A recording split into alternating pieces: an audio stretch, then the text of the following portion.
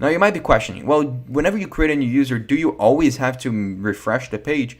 Well, it depends. It depends, because if you want to query the data, if you want to get the accurate data that is in the backend every time you click on a button, you technically need to make an API a GET request every time to refresh the data in your page. But there's a little workaround for this, which is we can alter the list of users state directly. So over here, after we add the user, instead of just saying user created, we can say set list of users, and we want to add the new user that we're trying to create to the end of this list.